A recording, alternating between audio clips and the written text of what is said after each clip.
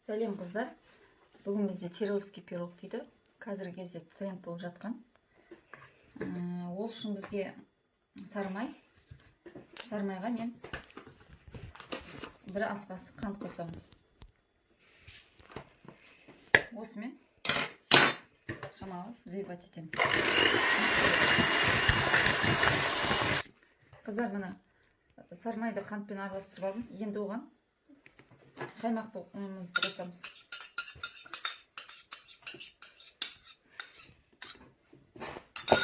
Бұнда кішкене араластырып.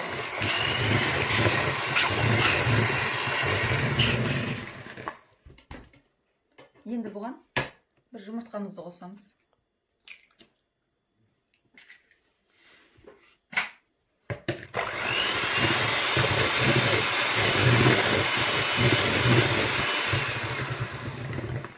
Бұны да араластырып алып, ұнымызды қосамыз. Қыздар, мына жұмыртқа, қаймақ, сармай, қант араластырып алдым. Енді оған мына жерде разогретитель бар, қамыр қосқыш және тұз салдым. Онымен араластырамыз.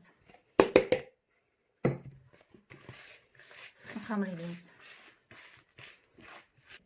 Жоқ.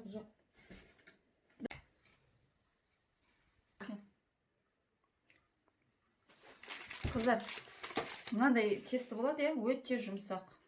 Бұны морозилкаға қойып қатырбасаңыздар да болады, бірден кальцуға. Менде 20 диаметр. Осыны кальцуға. Қазір бортик жасаймыз.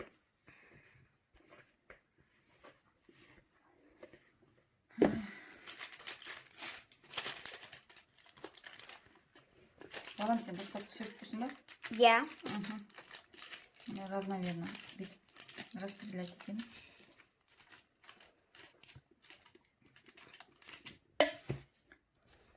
Қыздар, мынандай жағып шығамыз тестіні. Енді бұны морозилкаға қоя тұрамыз.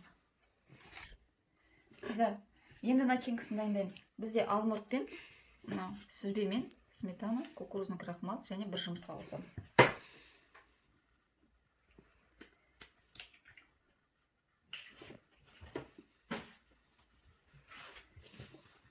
Араластырып аламыз.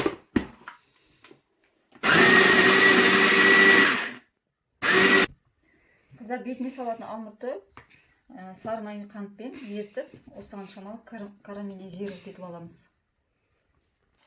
Қыздар, мына бұлай карамелизовать етіп аламыз. Екі жағын аударып кішкене. Қыздар, мына морозилкаға қойып алдық та. Енді начинкамызды саламыз.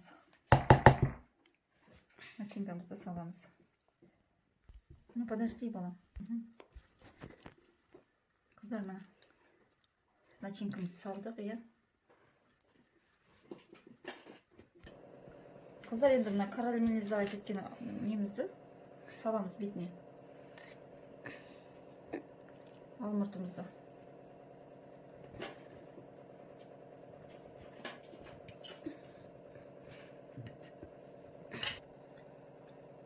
Қыздар, мына алмұртты салдым. Енді мына жаңа карамелизовать еткен карамельді құя саламыз бетіне.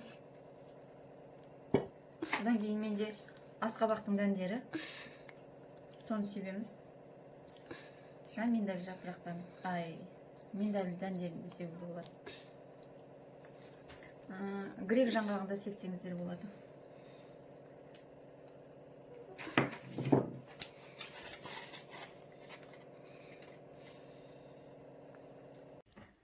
Қыздар, мына тирольский пирогымыз. Шетін пышақпен шығарып аласыздар.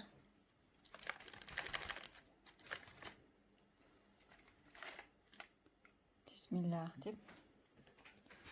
Дайын болды.